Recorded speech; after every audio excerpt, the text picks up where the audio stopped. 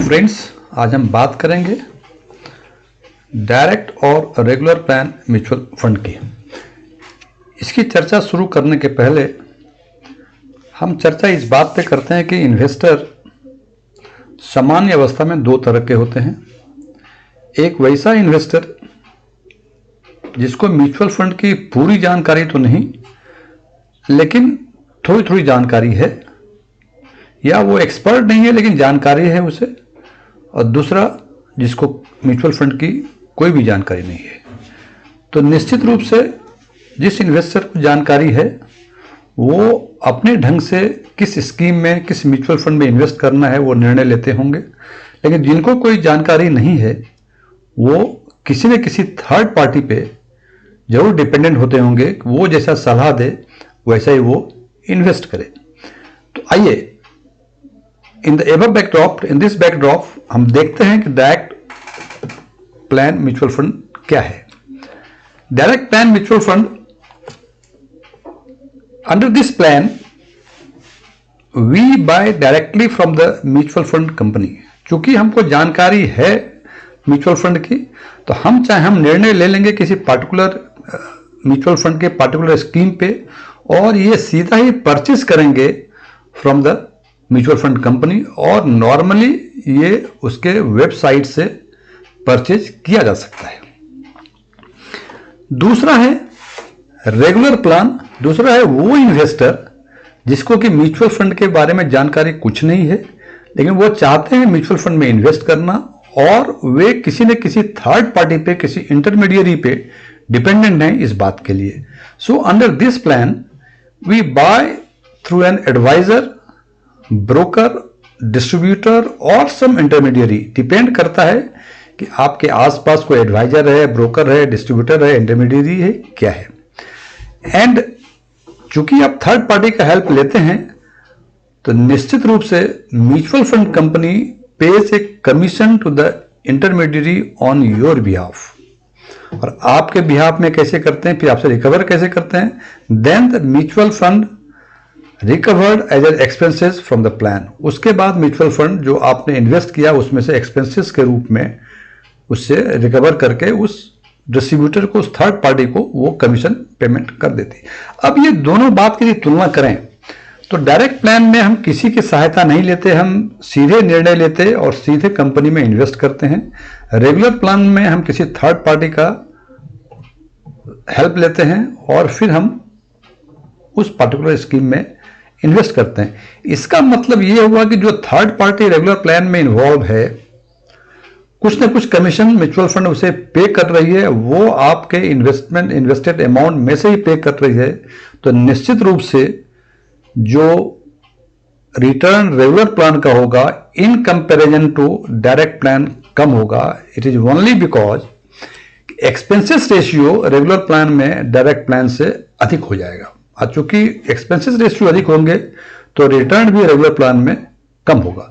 अब हम देखते हैं कि इस दोनों प्लान में लेने से कंपैरिजन करते हैं कि दोनों में रिटर्न वाइज कितना इन्वेस्टमेंट, कितना डिफरेंस है, यदि हम रेगुलर प्लान में इन्वेस्ट करें या डायरेक्ट प्लान में इन्वेस्ट करें तो परसेंटेज वाइज क्या डिफरेंस है।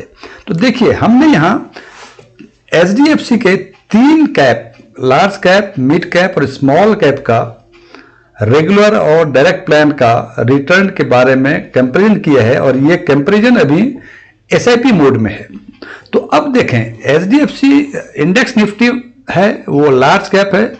रेगुलर प्लान में 3 साल का रिटर्न 18.85 है, जबकि डायरेक्ट प्लान भी यूज करेंगे आप तो यू विल गेट 19.09%।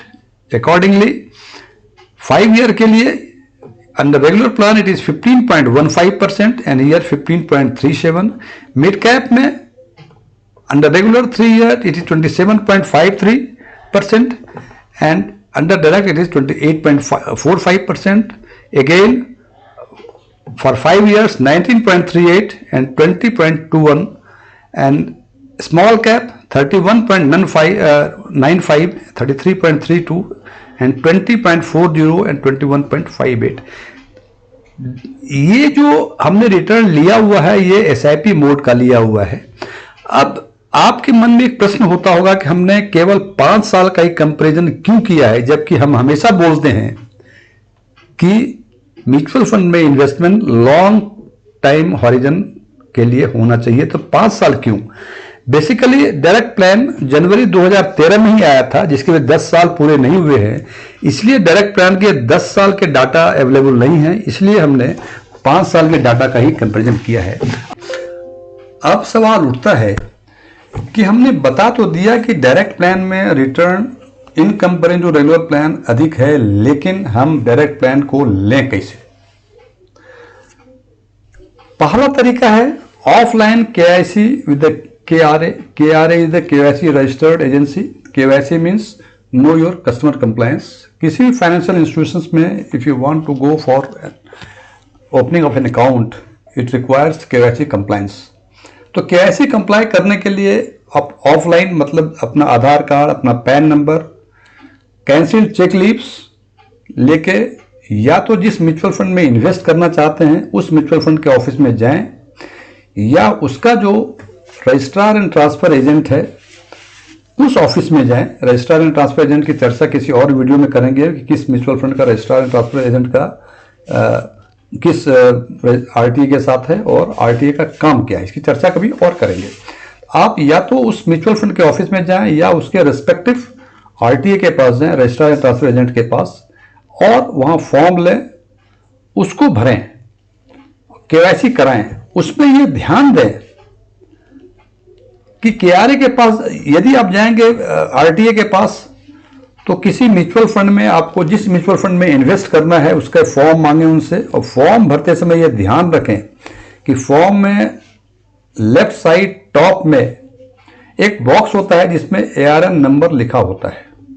ध्यान दें कि वो बॉक्स या तो ब्लैंक हो, ब्लैंक यदि हो तो उसमें डायरेक्ट लिखें, और यदि इसमें कोई नंबर लिया हुआ हो तो आप बताएं कि हमको डायरेक्ट करना है, तो फिर वो ब्लैंक फॉर्म देगा। वो ब्लैंक कभी ना छोड़ें, उसमें हमेशा डायरेक्ट लिखें। और उसके बाद कुछ दिनों के बाद आपका केवाईसी कंप्लायंस हो जाएगा। जो इन्वेस्टमेंट आपने किया है वो इन्वेस्टमेंट का भी फोलियो वगैरह क्रिएट हो जाएगा। एंड आफ्टर दैट जब भी चाहें आप ऑनलाइन भी आप इन्वेस्ट कर सकते हैं, एक बार यदि केवाईसी कंप्लायंट हो गया तो। दूसरा तरीका है केवाईसी कंप्लायंस ऑनलाइन करने के लिए ही।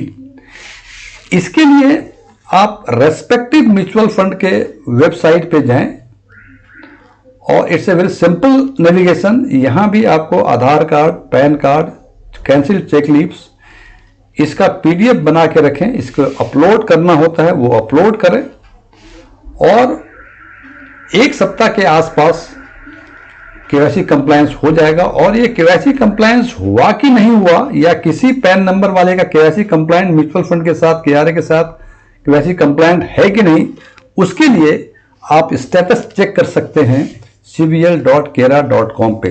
इस वेबसाइट पे जैसे जाएंगे वो आपका पैन नंबर मांगेगा, पैन नंबर जैसे ही डालेंगे वो बता देगा whether you are KYC compliant और not. And once you are KYC compliant, जिस म्यूचुअल फंड के जिस स्कीम में आप इन्वेस्ट करना चाहते हैं, you can invest by going through the website of the respective AMC, और आप आइदर SIP और लमसम इन्वेस्टमेंट, जो इन्वेस्टमेंट करना चाहते हैं आप ऑन वेबसाइट के थ्रू ऑनलाइन कर सकते हैं। लेकिन इसमें एक समस्या यही है कि जो आदमी कंप्यूटर सेवी नहीं है उसके लिए बेहतर है कि वो केरा के ऑफिस या RTA के ऑफिस या रेस्पेक्टिव AMC के ऑफिस में जाएं और वहां जाके केवाईसी कंप्लायंट करें और इन्वेस्टमेंट करें। फ्रेंड्स, कुछ डिस्क्लेमर है हमारे। मेरा कोई भी इन्वेस्टमेंट इन म्यूचुअल फंड में नहीं है और न मैं ही कोई म्यूचुअल फंड सलाहकार हूं, और mutual fund investments are subject to market risk. Please read the offer document carefully before investing.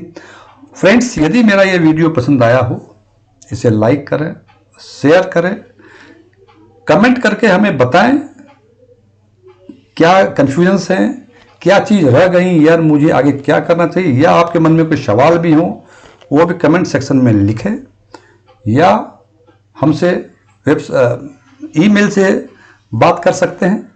और यदि आपने अभी तक मेरा चैनल स्टोन टैक्सपिन सब्सक्राइब नहीं किया है तो इसे भी सब्सक्राइब करें, और म्यूचुअल फंड के बारे में जो भी जानकारी और चाहिए इस वीडियो के डिस्क्रिप्शन बॉक्स में वो लिंक दिए हुए हैं। इसके अलावे ये चैनल डायरेक्ट टैक्सेशन के बारे में भी बहुत चर्चाएं करती हैं, उसको भी देखना है।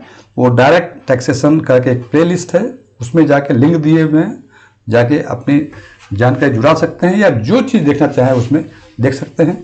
Thank you, good day.